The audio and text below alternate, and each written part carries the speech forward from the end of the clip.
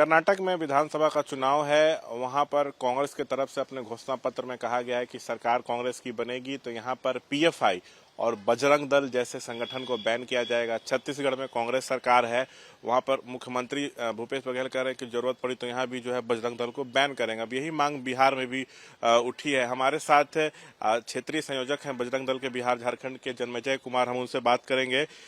नालंदा से सांसद हैं जेडीयू के, वो कह रहे हैं कि बजरंग दल पर बैन लगना चाहिए। ये लोग भगवान राम के नाम पर भीड़ इकट्ठा करते हैं, जिसके बाद घटना घटती है। सो ये लोग उपद्रव फैलाते हैं, दो समुदाय के बीच लड़ाई लगवाते हैं भगवान के नाम पर भीड़ इकट्ठा करके। आपको पहले बता दूं, इस प्रकार के बड़बोले बोलने वाले जो सांसद है या किसी भी राजनीतिक दल के जो राजनेता हैं, उनको ये मालूम नहीं है कि राम जी कौन है और हनुमान जी कौन है। और विश्व हिंदू परिषद बजरंग दल हिंदू समाज का संगठन करता है, ना किसी राजनीतिक दल का संगठन करता। आपको पीएफआई से बजरंग दल की तुलना करना, ये तो आने वाला समय में लोगों को मालूम चलेगा। जो ऐसे इस प्रकार के बयान दे रहे हैं वो कर्नाटक का सरकार के मैनिफेस्टो में भी आया, हम लोगों ने भी टीवी पर देखा, हमारे कार्यकर्ताओं ने भी वहां विरोध कर रहे हैं। या छत्तीसगढ़ हो या बिहार हो, आपके सदन के अंदर नालंदा में राम जी की शोभा यात्रा निकलती है, लाखों की भीड़ राम जी की शोभा यात्रा में निकल करके चलता है और लाखों लोग निकलते हैं। क्या बजरंग दल इस शोभा यात्रा को करता है? ये तो समाज को सोचना चाहिए। और ऐसे राजनीतिक दल के लोगों को मैं सीधे, बिहार के जिस सांसद ने ऐसा कहा है बजरंग दल के, अगर है ताकत आपके अंदर सांसद में होते तो एक बार बजरंग दल को बैन करके बिहार में दिखाओ तो तमाशा दिखाएंगे बजरंग दल की ताकत क्या होती है। अरे बजरंग दल कोई संगठन नहीं है, बजरंग दल हिंदुओं का हुजूम है। हिंदू समाज को बैन करने की बात कर रहे हो।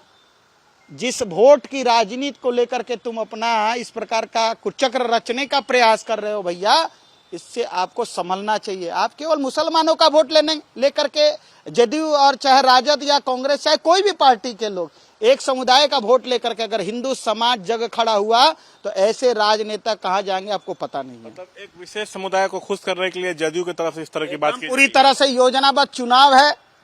अगले 2024 में विधानसभा की चुनाव है, 2024 में लोकसभा की चुनाव है और 2025 में विधानसभा की चुनाव है। इन सारे लोगों को लगता है कि एक समुदाय को खुश कर देंगे।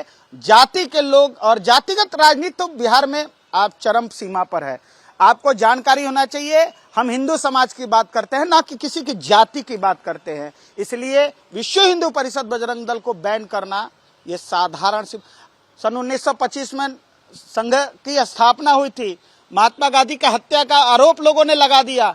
आज भी कई लोग कांग्रेस के नेता मीडिया के सामने बोलने के क्रम में बोल देते हैं गांधी के हत्यारे आरएसएस है। अरे कोई प्रूफ तो दिखाओ। जब सुप्रीम कोर्ट ने उस समय क्लीन चिट दे दिया आरएसएस को, तो बार बार बोलने की क्या जरूरत है? अभी बिहार में ही नालंदा के बिहार शरीफ में हिंसा भड़की थी। रामनवमी के बाद जुलूस पे पथराव हुआ था, ऐसा आरोप लगाया गया था। अब फिर उसका सासाराम में भी हिंसा भड़की थी रामनवमी जुलूस के दौरान। तो सासाराम में बीजेपी के पूर्व विधायक हैं जवाहर प्रसाद, 5 बार के विधायक रहे, उनकी गिरफ्तारी हुई।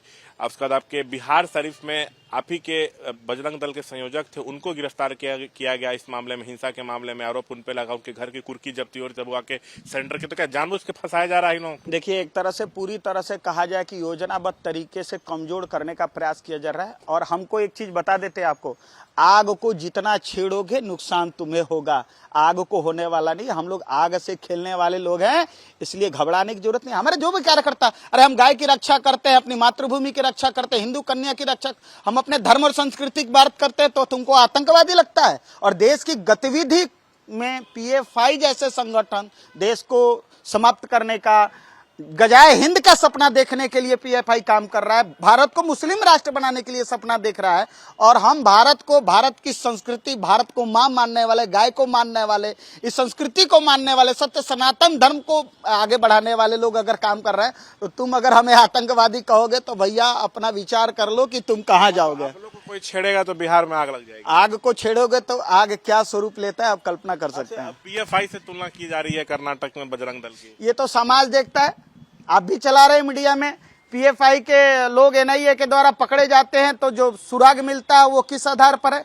देश की गतिविधि, देश को नुकसान पहुंचाने का, इस देश को तोड़ने का काम पीएफआई के द्वारा हो रहा है। लेकिन आप कहीं भी देश के अंदर कोई भी बजरंग दल या विश्व हिंदू परिषद का कार्यकर्ता या देश के अंदर कोई भी हिंदू संगठन है, आप एक भी व्यक्ति का नाम बता दीजिए जो ऐसे देश के तोड़ने का काम कर रहा हो, देश को बांटने का काम कर रहा हो, ऐसी कोई व्यक्ति मिले आज तक? आखिरी सवाल, जेडीयू को क्या आपका जवाब है? मैं तो कहूंगा जेडीयू के लोगों और जेडीयू में राजनीति करने वाले सभी सांसद विधायकों को, एक समुदाय के वोट से चुनाव नहीं जीतने वाला। अगर हिंदू समाज जगह खड़ा हुआ तो बंगाल के खाड़ी में जाना पड़ेगा और घर जाने की नौबत नहीं आएगी। तो ये जन्मजय कुमार थे, क्षेत्रीय संयोजक हैं बजरंग दल के बिहार झारखंड के। साफ तौर पर कह रहे हैं कि जिन लोगों को भगवान राम और हनुमान के बारे में नहीं मालूम है वो हम लोग पे सवाल उठा रहे हैं। हम लोग तो बजरंग बली श्री राम के भक्त हैं, हम लोग को कोई छेड़ेगा तो हम लोग छोड़ेंगे नहीं। सो पूरा हिंदू समाज एकजुट हो जाएगा तो ये जो महागठबंधन वाले हैं उनको राजनीति करनी मुश्किल हो जाएगी। सो हम लोग को कोई छेड़ेगा तो बिहार में आग लग जाएगी। इस तरह की बात ये कह रहे हैं और साथ में ये भी कह रहे हैं